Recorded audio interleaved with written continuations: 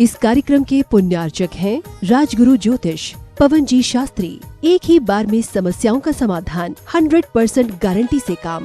Family problems, business धंधे में नुकसान, शादी सगाई में रुकावट, फंसे हुए पैसे, डिवोर्स समस्या एवं अन्य समस्याओं के समाधान के लिए संपर्क करें 8209931336 9737202129।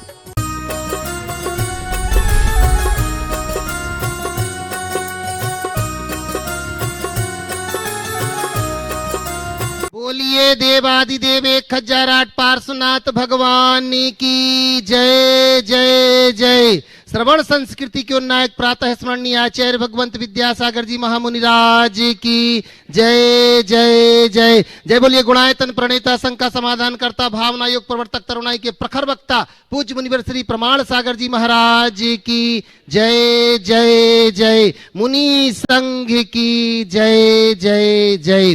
प्रिय बंधुओं, तीर्थराज सम्मेद शिखर की तलहटी गुणायतन परिसर में आयोजित देश के सर्वाधिक लोकप्रिय कार्यक्रम शंका समाधान में यहाँ उपस्थित एवं देश विदेश से जुड़े उन सभी श्रद्धालुओं का, जो कि पारस चैनल, जिनवाणी चैनल एवं प्रामाणिक ऐप के माध्यम से इस कार्यक्रम का सीधा प्रसारण देख सुन आनंद ले रहे हैं, उन सभी का मैं गुणायतन और श्री सेवायतन परिवार की ओर से हार्दिक हार्दिक अभिनंदन करता हूं। बंधुओं, यह कार्यक्रम प्रारंभ हो उसके पूर्व अपन पूज्य गुरुदेव के चरणों में चलते प्रतिदिन के भांति नमस्कार करते हुए, नमोस्तु करते हुए और आशीर्वाद की मंगल कामना के लिए भो स्वामी नमोस्तु नमोस्तु नमोस्तु, इक्षामि इक्षामि इक्षामि। बंधुओं, जैसे कि आपको विदित है, पूर्व से आपको ज्ञात है कि कल का दिन वो शुभ दिन आने वाला है जब पूज्य श्री के सानिध्य में हम सब मिलकर के भावना योग के माध्यम से अपने जीवन को प्रसिद्ध करेंगे। अनेक लोग यहाँ पर पहुंच चुके हैं बंधुओं, जो बाट जो रहे थे कई दिनों से कि पूज्य गुरुदेव के चरणों में बैठ करके हम भावना योग करेंगे, जिसमें इस बार एक ऐसा भावना योग, ऐसा प्रयोग करने वाले हैं पूज्य गुरुदेव,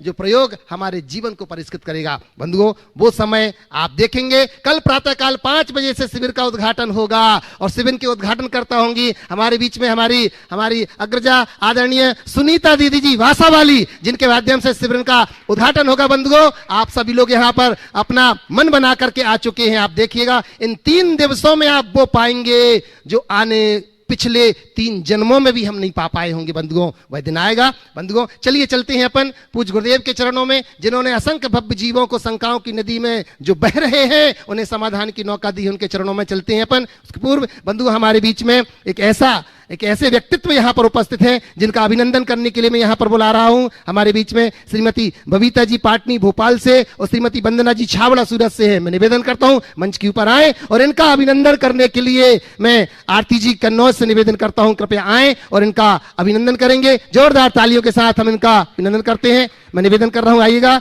श्रीमती बबीता जी पाटनी भोपाल से, श्रीमती वंदना जी छावड़ा सूरत से हमारे बीच में है, आए और इनका अभिनंदन करने के लिए श्रीमती आरती जी कन्नौज से हमारे बीच में है। जोरदार तालियों के साथ हम इनका अभिनंदन करते हैं। और इसी के साथ बंधुओं, प्रथम प्रश्न के लिए तैयार रहेंगे हमारे बीच में गुणायतन की ट्रस्टी श्री दीप्ति जी जैन इंदौर से सुभाषिनी जी। मैं निवेदन करता हूं, प्रथम प्रश्न के लिए वो तैयार रहेंगे। लीजिएगा, पुनः एक बार कर्ता ध्वनि से हम इनका अभिनंदन करते हैं। बंधुओं, प्रथम प्रश्न के लिए तैयार निवेदन कर रहा हूं दीप्ति जैन इंदौर से सुभाषिनी जी गुणायतन ट्रस्टी। और इसी के बाद तैयार रहेंगे श्रीमान अरविंद जी, अनीता जी, संध्या जी ललितपुर से हमारे बीच में हैं, आइए। और अरविंद जी के साथ ही तैयार रहेंगे इसके बाद हमारे बीच में हरसुख भाई जी ठक्कर राजकोट से हमारे बीच में हैं।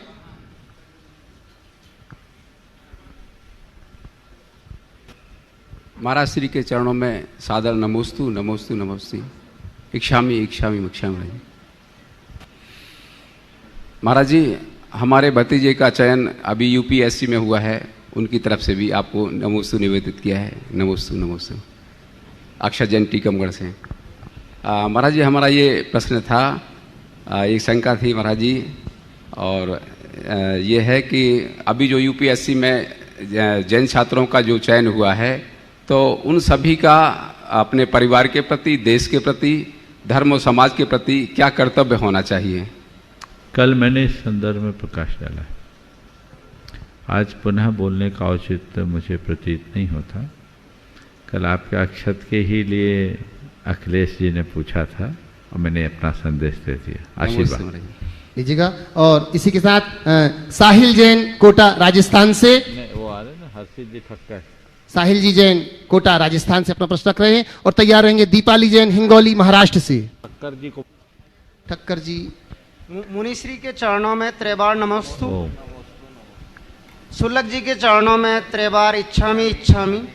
सर मुनिश्री बेटे की जिज्ञासा है कि ओम की उत्पत्ति कैसे हुई, और महामंत्र नवकार से पहले ओम का उच्चारण किया जाता है, तो इसके पीछे क्या लॉजिक है? ओम को प्रणवनाद कहा गया है, इसे अनहद नाद के रूप में भी जाना जाता है। सभी भारतीय परंपराओं में ओम का महत्वपूर्ण स्थान है। जैन धर्म के अनुसार ओम पंच परमेष्टि का द्योतक है, ओम 3 लोक का द्योतक है और ओम संपूर्ण वांग्मय का द्योतक है। जैन धर्म के अनुसार ये हमारे पंच परमेष्टि अरहंत, सिद्ध, आचार्य, उपाध्याय और साधु। अरहंत के अ, सिद्ध को अशरीरी कहते हैं, उनका आ, आचार्य का आ, उपाध्याय का उ और साधु यानी मुनि का म मिला देने से ओम होता है। 3 लोक है, अधोलोक, ऊर्ध्वलोक और मध्यलोक। अधोलोक के अ में, ऊर्ध्वलोक के उ और मध्यलोक के म को मिला देने से ओम बन जाता है। हमारे तीर्थंकर भगवंतों की जो वाणी होती है, जो सर्व विद्याओं का आधार है, वो ओंकारमय होती है। भगवान का जो दिव्योपदेश होता है ओंकार ध्वन्यात्मक होता है, इसलिए ओंकार की परिपाटी अनादि से है। इसमें 3 लोक है, पंच परमेष्टि है, संपूर्ण वांग्मय।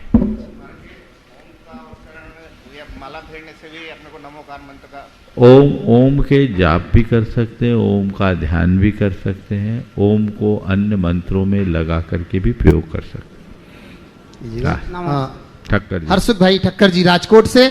और इसी के बाद मैं निवेदन करूंगा डॉक्टर नवीन जी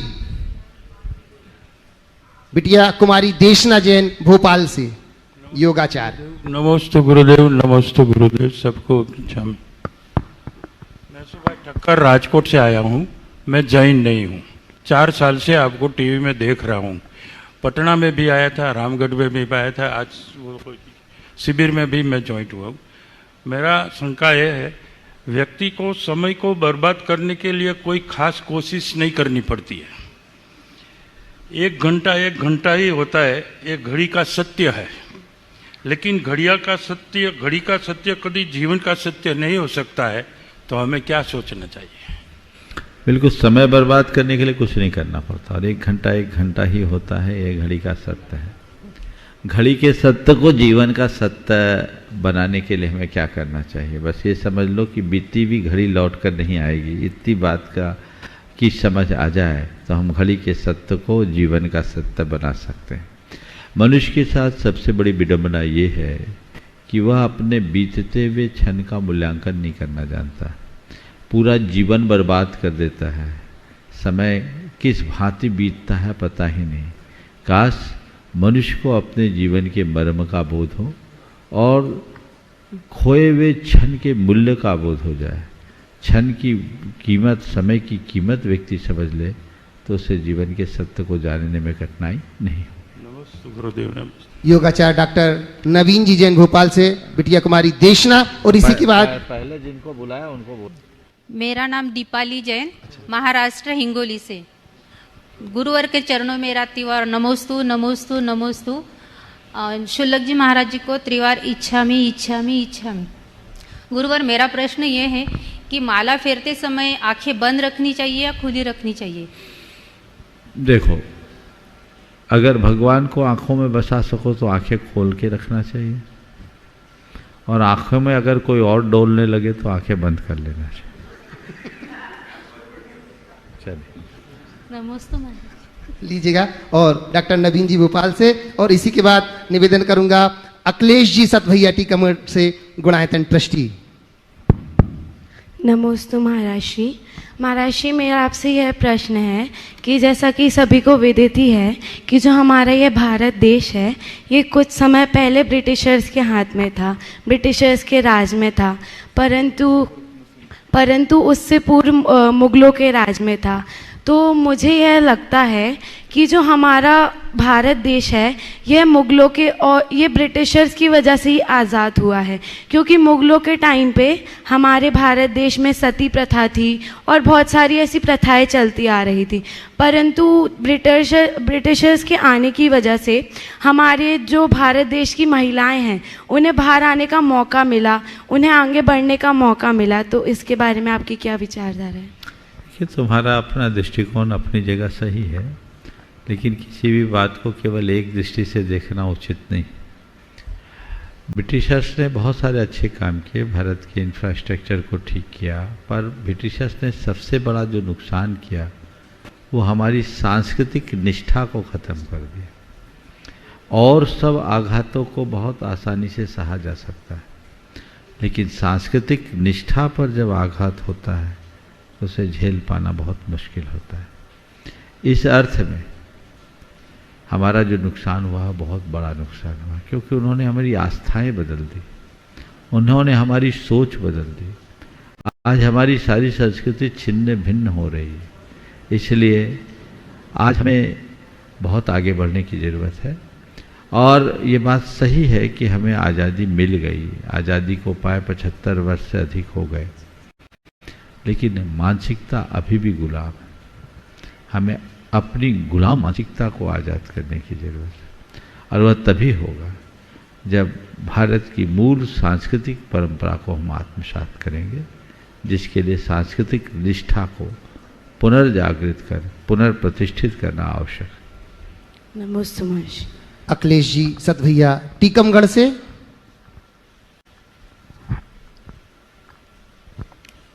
गुरुदेव के चरणों में दरबार नमोस्तु, शुल्लक जी के चरणों में इच्छामी इच्छामी इच्छामी।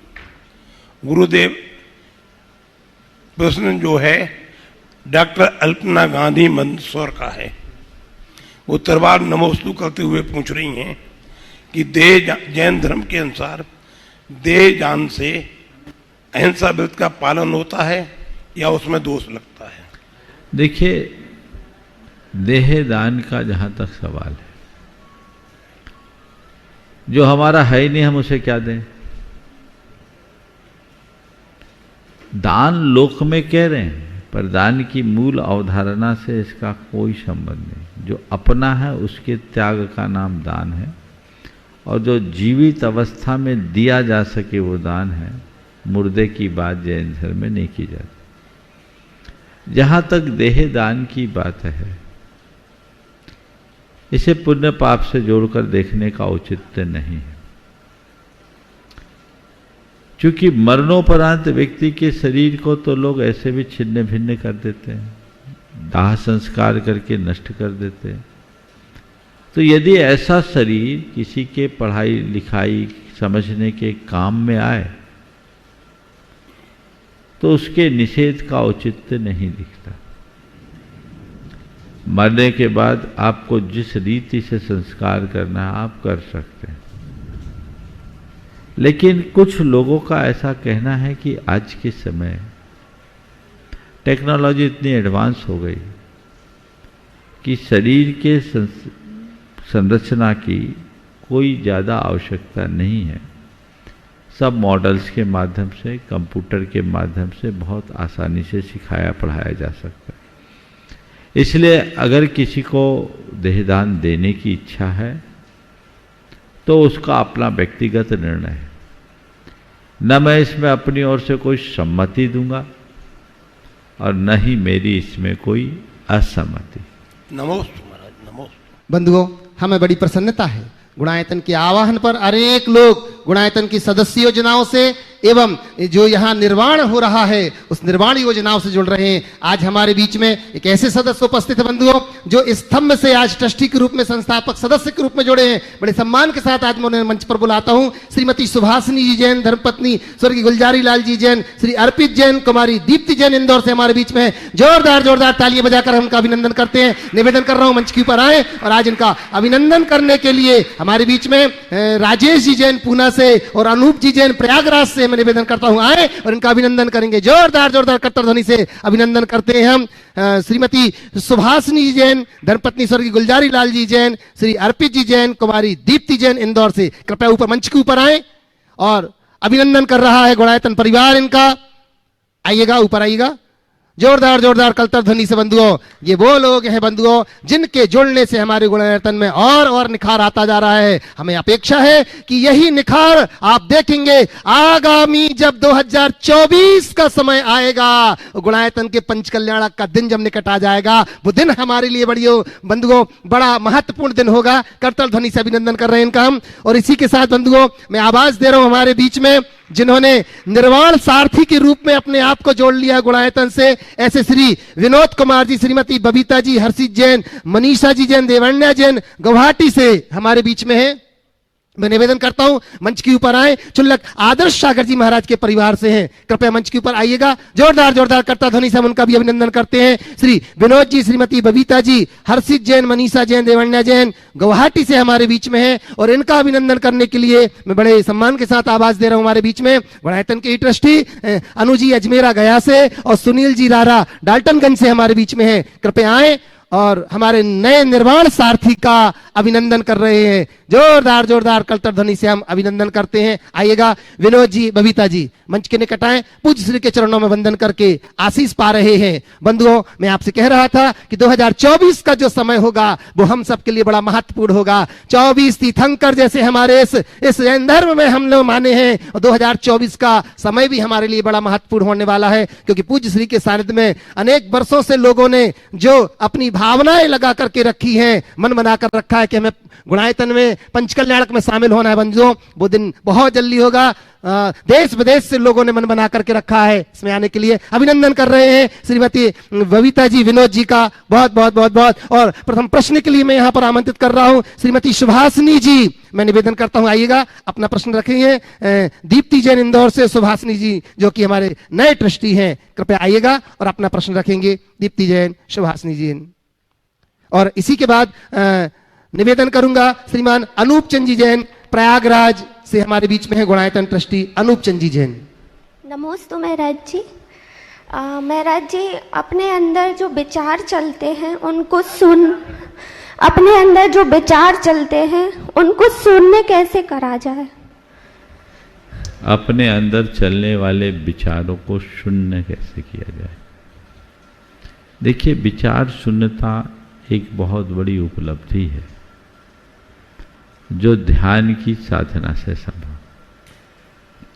लेकिन मैं चाहूंगा कि उससे पहले की भूमिका को हम पहले लें।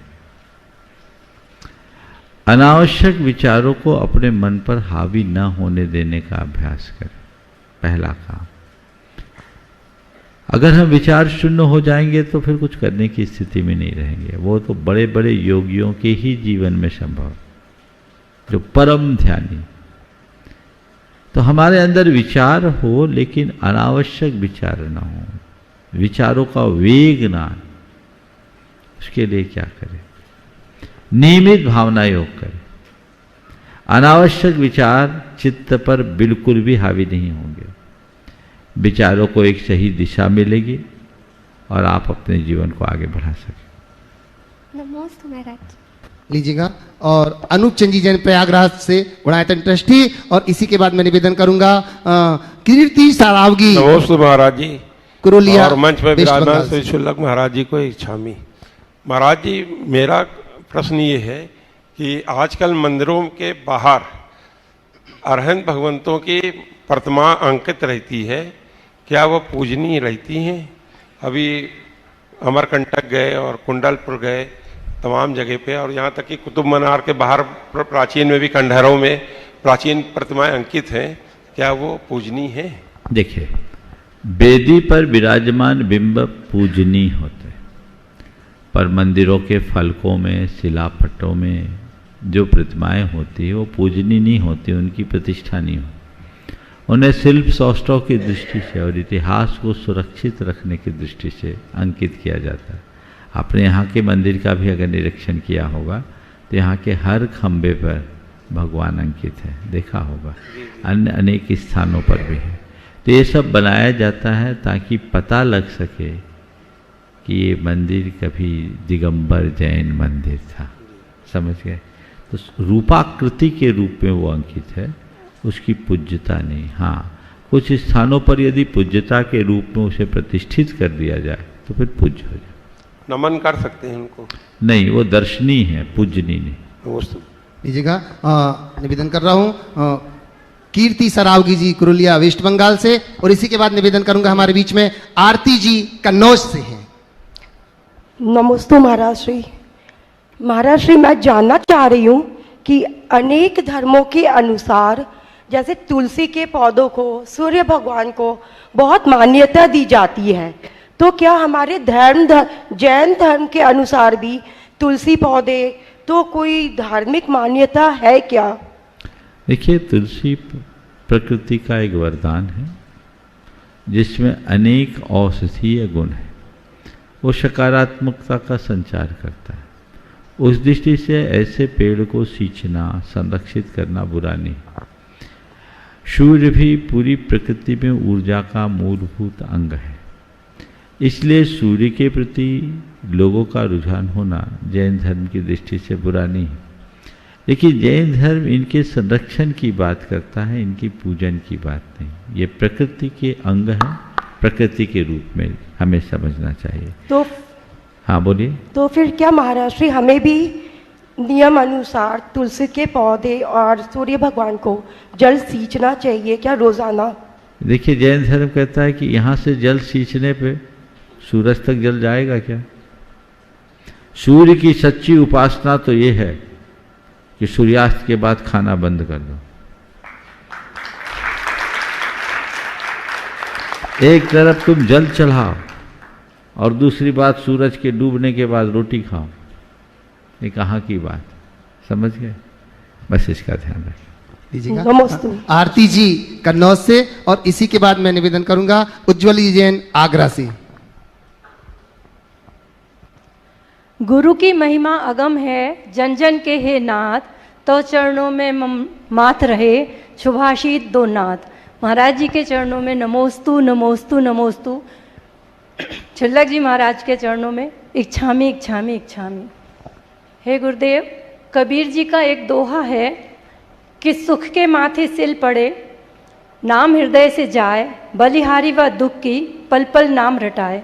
महाराज श्री, सुनने में तो ये दोहा बड़ा आसान लगता है और लगता है हम ऐसा कर लेंगे, परंतु वास्तविकता में अगर देखा जाए तो जब हम सोचते भी हैं कि हमारे जीवन में दुख आएगा तो दिल कांपने लगता है। तो हे गुरुदेव, सुख के अवसर पर ऐसे क्या करें कि जो दुख के समय हम भूल ही ना पाए? सुख के अवसर पर हम दुख सहने का अभ्यास करें ताकि दुख आने पर हमें दुख का अनुभव न हो। आचार्य कुंद ने बहुत ही अच्छी बात कही कि तुम दुख का अभ्यासी बनो, दुख सहने की सामर्थ्य अपने भीतर विकसित करो। सामान्य व्यक्तियों की बात तो जाने दीजिए, हम मुनियों के लिए कहा अदुख भाविदम नानम दूहे जादे विनश्यदे तम्हा जहा बलम जोई भाव दुखस्य भावना। बिना दुख से प्राप्त किया गया ज्ञान दुख आने पर विलीन हो जाता है, नष्ट हो जाता है। इसलिए हे योगी, तुझ में जब तक बल है दुख की भावना भाव, दुख सहने का अभ्यास कर। एक भरा पूरा परिवार संपन्न व्यक्ति समय समय पर उपवास क्यों करता है? ताकि कभी ऐसी घड़ी आ जाए कि रोटी न मिले तो मन को आकुलता ना हो। सब अनुकूलता होने पर एसी छोड़कर थोड़ी देर सूरज की तरफ मुख करके सामायिक कर लो। ऐसा अभ्यास साध लो ताकि कभी कठिनाई आए तो तुम्हें उसका एहसास ना हो, चाहे शारीरिक हो या मानसिक। सब प्रकार के दुखों को सहने का अभ्यास बनाना चाहिए। जो सहन करता है वही समर्थ बनता है। हम जितना सहन करेंगे उतना समर्थ बनेंगे। तो ये सही अवस्था में यदि हम अभ्यास करने लगे तो ये दुविधा फिर सामने नहीं आएगी। नमोस्तु गुरु। उज्जवल जी आगरा और अश्वनी कुमार जैन बांसवाड़ा से सूत्रधार सदस्य अश्वनी जी। और मैं निवेदन कर रहा हूं हमारे नीचे बंधुओं, supreme court advocate Vijay ji साधना जी हैं। 3 बार नमोस्तु। मेरा प्रश्न गुरुवर यह है कि जो मनुष्य अभी भरत क्षेत्र में है वो ऐसा क्या कर्म करे कि उसका जन्म विदेश क्षेत्र में हो जावे, ताकि वहाँ पे जो हमारे तीर्थंकर भगवान है उनके समूह शरण में दर्शन कर सके। विदेश क्षेत्र में जाने की भावना मत करो, विदेह बनने का प्रयास करो। तुम क्या सोचते हो विदेह में चले जाओगे तो मोक्ष मिल जाएगा? हम तुम अनंतों बार विदेह में पैदा हो चुके। विदेह में भी जितते हैं सब सम्यक दृष्टि नहीं होते, मिथ्या दृष्टियों की भरमार है। वो विदेह का जन्म व्यर्थ है जिसमें सम्यक न हो, और ये पंचम काल के भरत क्षेत्र का जन्म सार्थक है जिसमें सम्यक की प्राप्ति है। सही मार्ग को प्राप्त कर लो, विदेह जाने की सोचना बंद करो, विदेह बनने का रास्ता अंगीकार करो, जीवन तब तरे। नमस्ते गुरु। लीजिएगा। उज्जवल जी पहुंचे क्या? नहीं। अच्छा, विजय जी साधना जी दिल्ली से सुप्रीम कोर्ट एडवोकेट। और इसी के बाद मैं निवेदन करूंगा बबीता जी भोपाल से, बबीता जी पाटनी, वंदना जी छावड़ा सूरत से। नमोस्तु महाराज श्री। नमोस्तु नमोस्तु। इच्छामि महाराज जी, इच्छामि इच्छामि। महाराज जी कहीं पढ़ने में आया था कि अगर किस्मत आजमाते हुए थक गए हो तो खुद को आजमाइए, नतीजे बेहतर मिलेंगे। लेकिन मुनिश्री खुद को भी तो व्यक्ति किस्मत के सहारे ही आजमाएगा। अगर किस्मत आजमाते हुए थक गए हों तो खुद को आजमा लीजिए, नतीजे बेहतर मिलेंगे। बहुत अच्छा वाक्य है। अब आपका जो सवाल है कि खुद को आजमाना भी तो किस्मत से ही मिलेगा। मुझे ये नहीं मालूम कि किस्मत से क्या मिलेगा, पर मुझे हर पल ये मालूम होना चाहिए कि मुझे क्या करना है।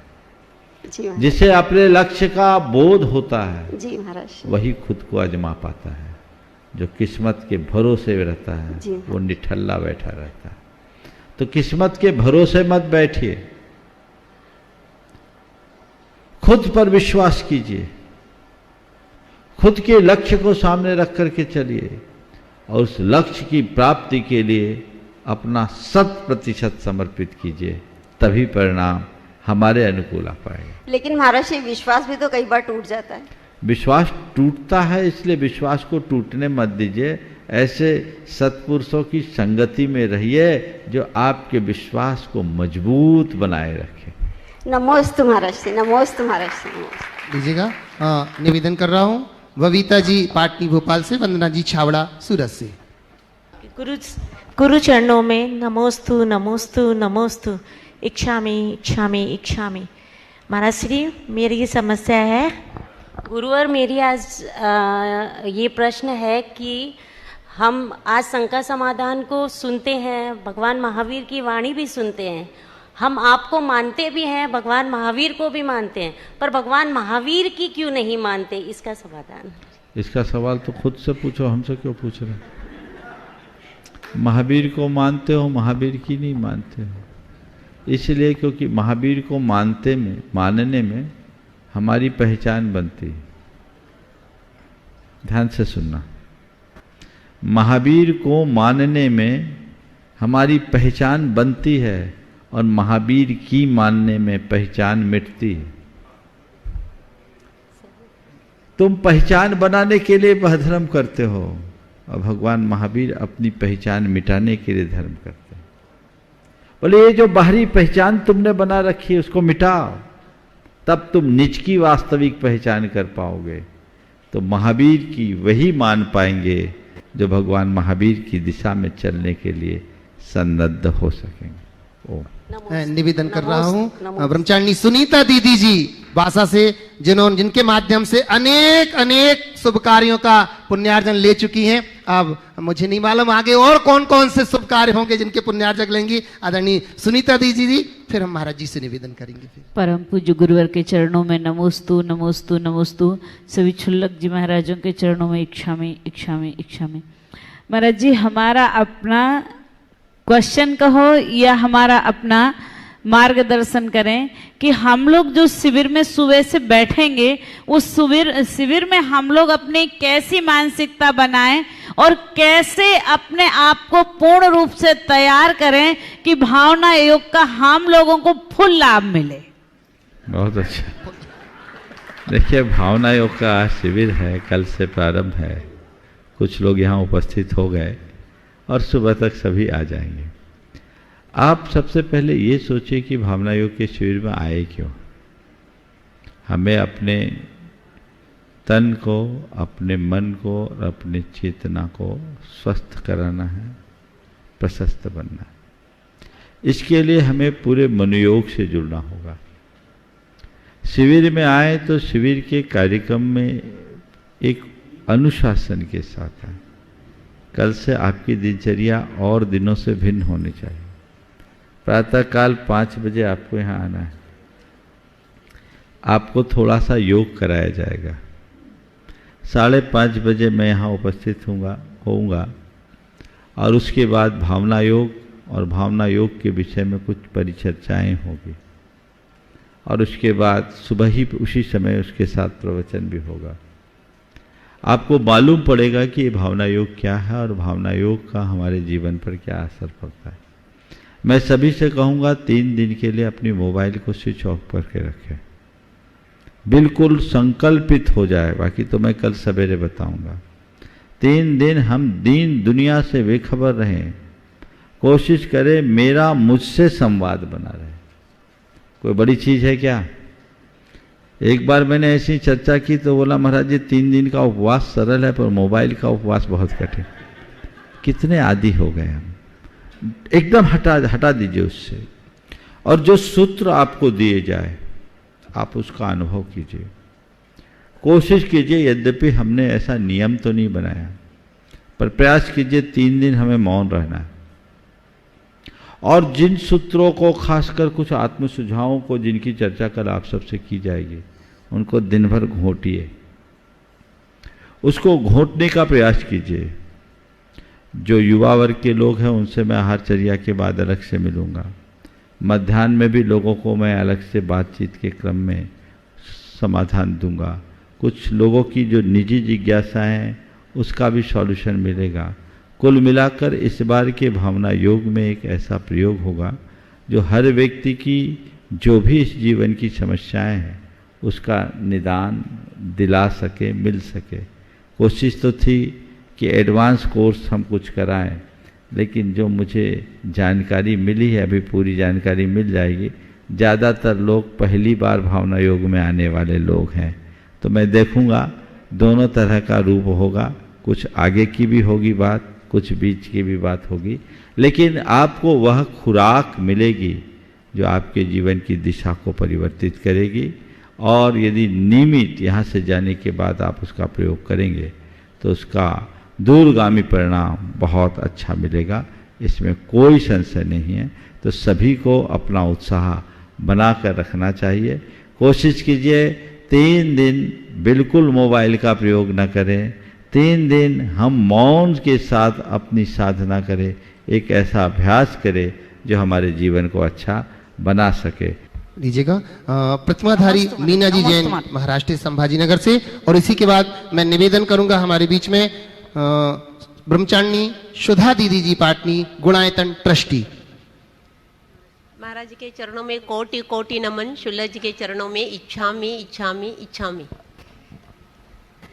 महाराज जी, इस पुण्य दान और पुण्य कर्म से हमें यह पर्याय मिली है, पर कुछ तो भी हमने मायाचारी की हुई, हमें स्त्री पर्याय मिली है, पर क्या हम यह इस पर्याय को सफल कैसे बना सकते हैं? अरे स्त्री पर्याय मिली है, इसका मन में खेद मत रखो। श्रावक पर्याय मिली है, इसका हर्ष मत। मैं बात दोहरा रहा हूं। स्त्री पर्याय मिली है, इसका खेद मत रखो। श्रावक पर्याय मिली है, इसका हर्ष मनाओ। कम से कम सद्बुद्धि तो है, अपनी आत्मा के हिताहित का सुध तो है।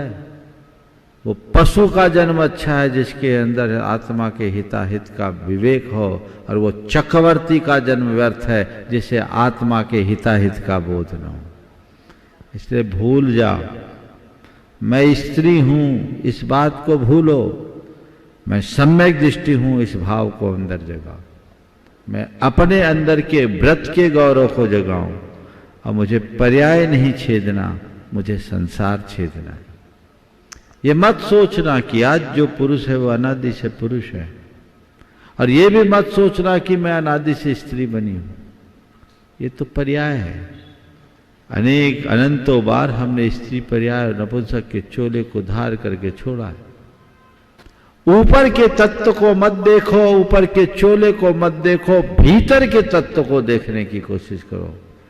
सम्यक दृष्टि की दृष्टि उसी पर होती है। इसलिए कहते हैं सीप का नहीं मोती का, और दीप का नहीं ज्योति का सम्मान करो। समझ गए? लीजिएगा ब्रह्मचारिणी सुधा दीदी जी पाटनी, गुणायतन ट्रस्टी, छत्रपति शिवाजी नगर से। और इसी के बाद मैं निवेदन करूंगा श्रीमती प्रियंका जी रूपेंद्र जी जैन, जबलपुर वापी गुजरात, गुणायतन ट्रस्टी।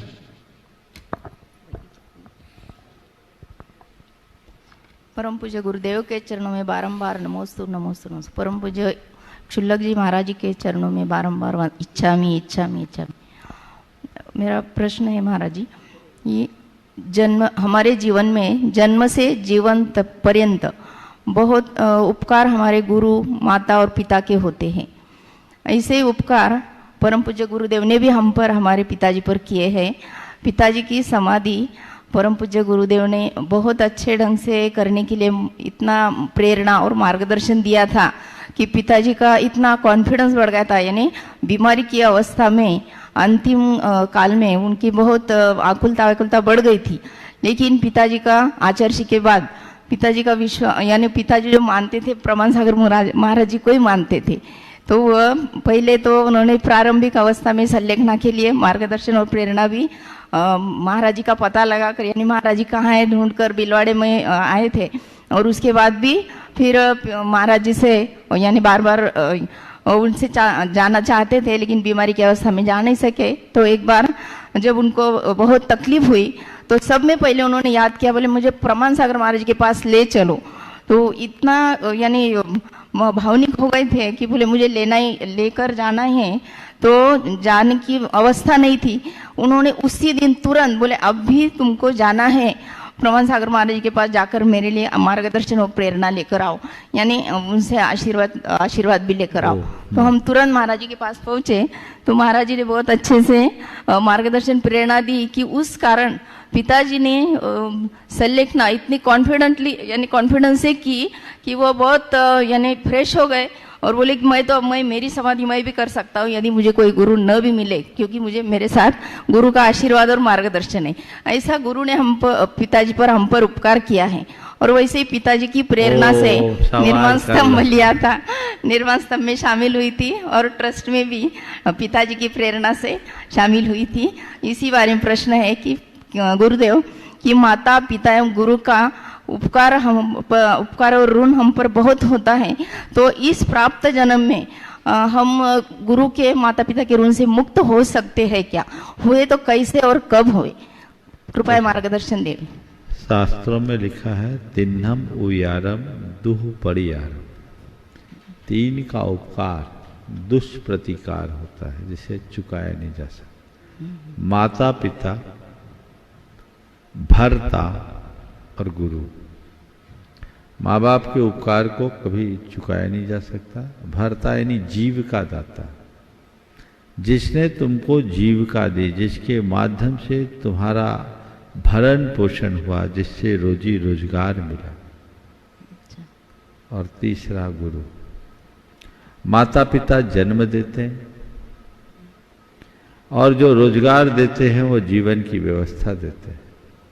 पर गुरु जीवन की दिशा देते हैं। ये तीनों का उपकार चुकाया नहीं जा सकता। शास्त्रों में ऐसा लिखा है कि इस धरती के समस्त रचकन और समुद्र के सारे जलकण को भी इकट्ठा कर लिया जाए तो भी इनके उपकारों को चुका पाना असंभव है। फिर भी यदि हम इनके उपकार को चुकाना चाहें तो तीनों के उपकारों को हम अलग अलग तरीके से कुछ अंशों में पूर्ण कर सकते हैं। माँ बाप के उपकारों को चुकाने के लिए 4 उपाय करो। माता पिता को अपनी सेवा से प्रसन्न रखकर, दूसरा अपने आचरण और व्यवहार से उनके नाम को रोशन कर, तीसरा अपनी उपलब्धियों का सारा श्रेय उन्हें देकर, और चौथा उनकी आध्यात्मिक उन्नति में सहायक बनकर। माँ बाप को कभी ऐसा एहसास मत होने दो कि उन्हें लगे कि बच्चों के रहने के बाद भी मेरा कोई नहीं है। आजकल बहुत बिरले लोग होते हैं जिन्हें ऐसा सौभाग्य मिलता है। हर व्यक्ति सबके बीच रहते हुए भी अपने आप को अकेला सा महसूस करता है। एक बार एक अरबपति सज्जन ने भींगी आंखों से मुझसे अपनी व्यथा कहते हुए कहा, महाराज मेरे पास सब कुछ है पर मेरा कोई नहीं। यह उनके अंदर की वेदना थी। उस व्यक्ति ने कहा कि महाराज आज मुझे लगता है कि जितना समय और शक्ति मैंने पैसा कमाने के लिए लगाया उतना यदि किसी और के लिए लगाया होता तो शायद आज ज़्यादा अच्छा होता। तो पहली बात, माता पिता को अपनी सेवा से प्रसन्न रखो। दूसरी बात, हर व्यक्ति को अपने माँ बाप के नाम को, यश को बढ़ाने का उपक्रम करना चाहिए। और कुछ भी उपलब्धि हो, सबसे पहले उनके चरणों में जाकर कहो कि आपकी कृपा का फल है, आपकी कृपा से मुझे ये मिला। पैसा कमाया तो आपकी कृपा से, नाम कमाया तो आपकी कृपा से, और कोई पुण्य का काम किया तो आपकी कृपा से। सही है, सही महाराज। और फिर उनकी आध्यात्मिक उन्नति में सहायक बनो तो माँ बाप के ऋण को कुछ अंशों में चुका सकते। जीव का दाता का ऋण उनके प्रति कृतज्ञता का भाव रखकर कुछ अंशों में चुकाया जा सकता है। कितने भी ऊंचाई पर चले जाओ, उनको भूलना नहीं। एक बार एक बड़े उद्योगपति मेरे पास बैठे थे, नाम नहीं बोल रहा हूं, और उनके सामने एक साधारण सा व्यक्ति आया। उन्होंने कहा, महाराज जी हमारी जो शुरुआत है इनके पिताजी के यहाँ हुई। हमारे पिताजी इनकी पिताजी की गद्दी पर बैठकर अपने कारोबार की शुरुआत की। महाराज आज हम जो कुछ है ना इनकी वजह से। सामने वालों को आंखों में पानी। वो एक साधारण सा व्यक्ति मुनीमी करता। उसने कहा, महाराज वो राजस्थान से थे, हम लोग वहां से पहुंचे, अपने कारोबार की शुरुआत की, तो तब से ये ऐसा है। ये व्यक्ति की महानता होती है। कितनी भी ऊंचाई को छू लो, लेकिन वक्त पर जिनने तुम्हें साथ दिया है उसको कभी मत भूलो। ये हमेशा ध्यान रखना। उनके साथ कभी धोखा मत करना, उनके साथ विश्वासघात मत करना, और उनका कभी अहित करने की बात मत सोचना। और मौका आए तो उनके लिए सब कुछ समर्पित करने के लिए तत्पर रहना। ये उनके उपकार का कुछ अंशों में ऋण चुकाया जा सकता है। और गुरु का ऋण चुकाने के लिए गुरु के आदर्शों को आत्मसात करो, गुरु का गौरव ऊंचा करो, गौरव बढ़ाओ। गुरु के ऋण को चुकाने का बस यही एक छोटा सा रास्ता हो सकता है जो कुछ अंशों में कर सकते हैं। तुम अपने आचरण और व्यवहार को ऐसा बनाओ कि तुम्हें देखकर लोग तुम्हारे साथ, तुम्हारे गुरु के प्रति भी निष्ठावान बन जाए, श्रद्धावनत हो जाए कि ये कैसे महान गुरु के शिष्य है। ऐसा ना कहे कि ये कैसे गुरु का शिष्य, इनके गुरु कैसे, ये कैसा कर रहा है। ये जिम्मेदारी रखनी चाहिए। श्रीमती प्रियंका जी रूपेंद्र जी, जैन जबलपुर वापी गुजरात, गुणायतन ट्रस्टी। और इसी के बाद मैं निवेदन करूंगा हमारे बीच में doctor V K D Jain Gwalior से डॉक्टर सुनीता जी हैं, प्रांतीय अध्यक्ष ग्वालियर। महाराज श्री के चरणों में सादर नमोस्तु नमोस्तु नमोस्तु।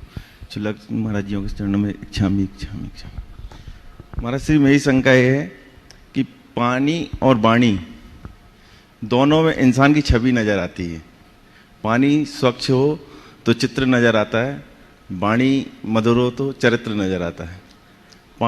पानी को स्वच्छ करने के लिए विज्ञान ने बहुत आविष्कार कर दिए, कई साधन है पानी को स्वच्छ करने। वाणी को कैसे स्वच्छ रखें? बहुत अच्छी बात। पानी और वाणी दोनों में मनुष्य का प्रतिबिंब दिखता है। पानी स्वच्छ हो तो मनुष्य का चित्र नजर आता है और वाणी स्वच्छ हो तो मनुष्य का चरित्र नजर आता है। बहुत अच्छी बात कही है। और आपने ये कहा है, बिल्कुल ठीक कहा है कि पानी को स्वच्छ बनाने के बहुत सारे उपाय कर लिए।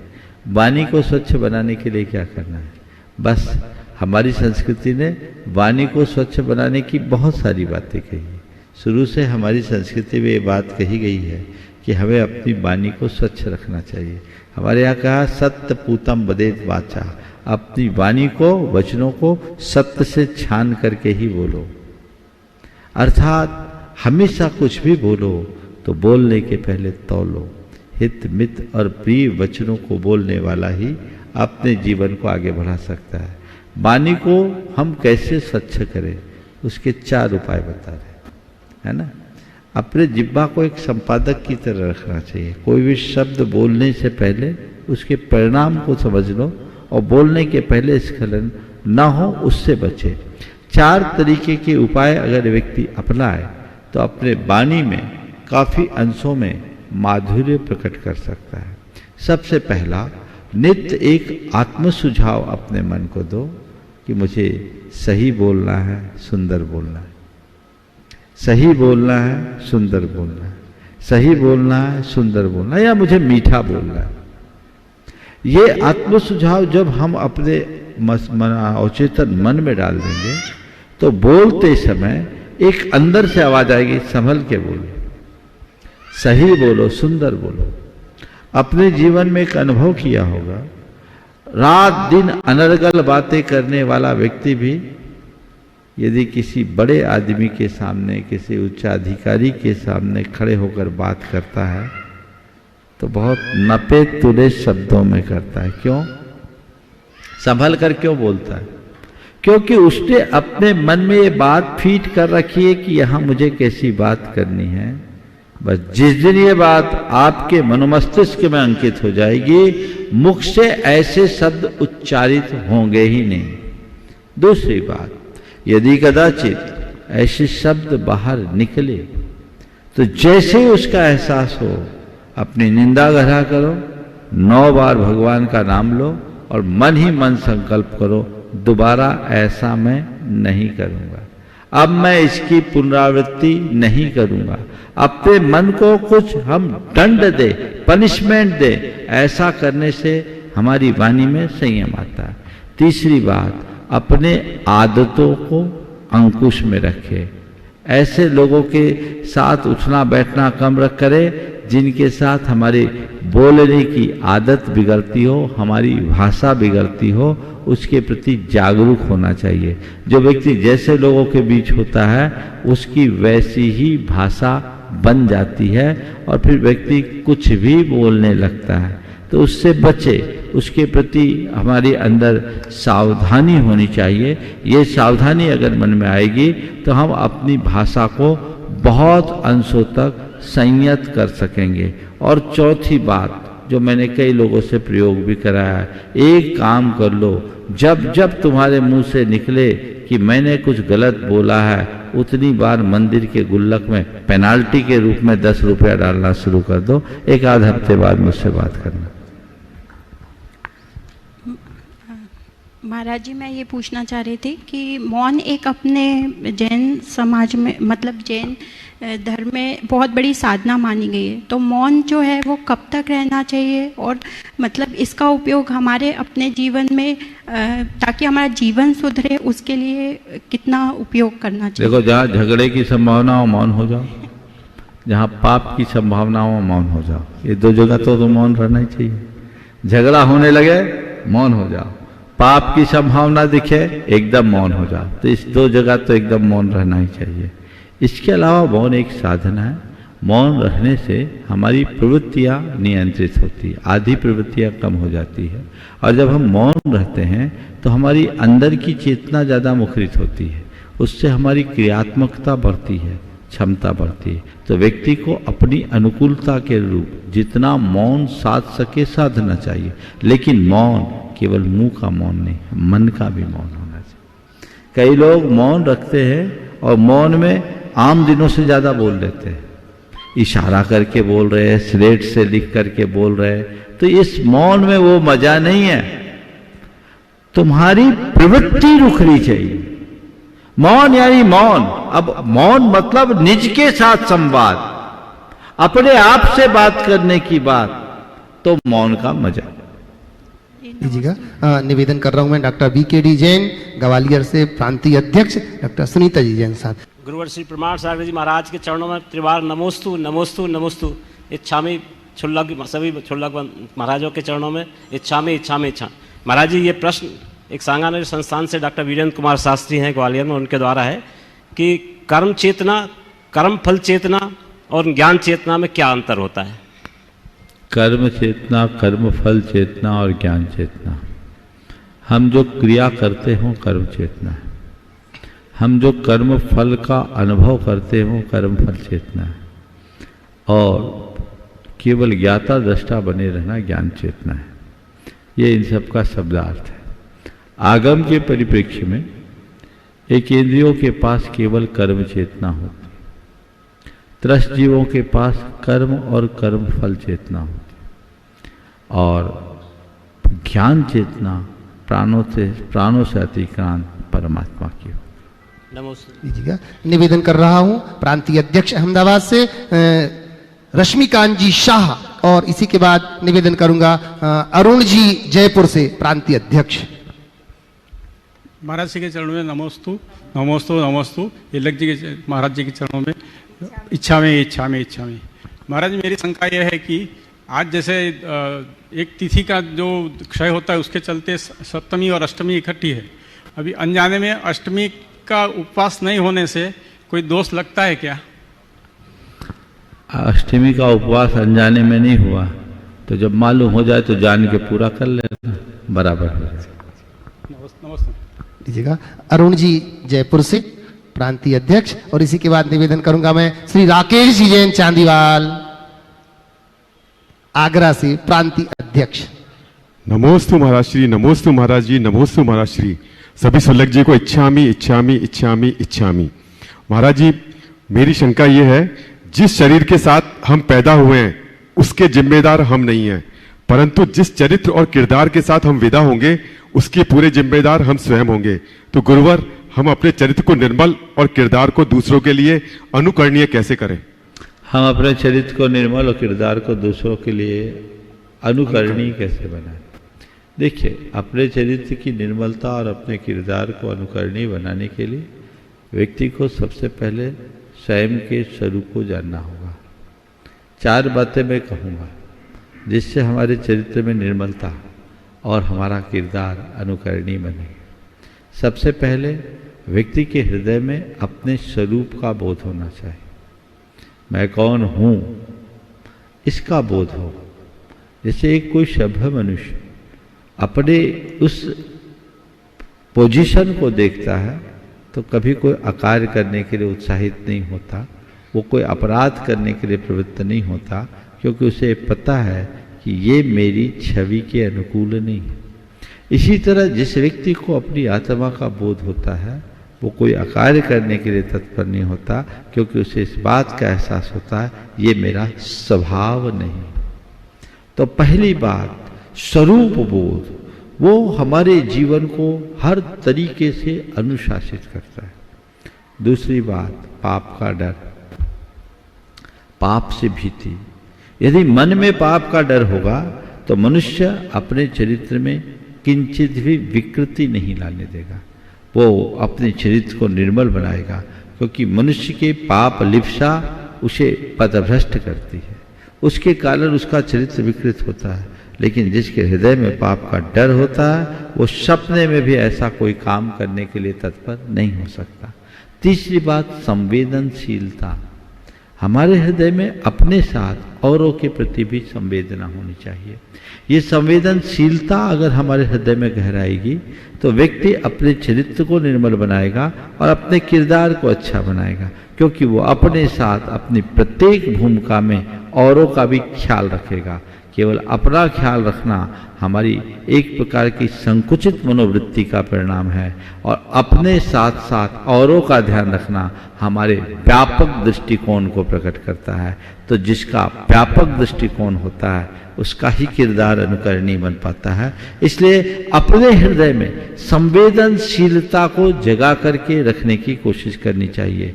तो स्वरूप का बोध, पाप से डर, संवेदनशीलता और चौथी बात एक प्रकार का आत्मानुशासन जो मनुष्य के अंदर जग जाए तो वो व्यक्ति हर किसी के लिए आदर्श बनेगा और जीवन को बेहतर बना सके। समय आप सबका हो गया है, यहीं पर विराम। बोलिए परम पूज्य आचार्य गुरुवर श्री विद्यासागर जी महाराज जी की जय जय। परम पूज्य मुनिवर श्री प्रमाण सागर जी महाराज जी की जय जय जय।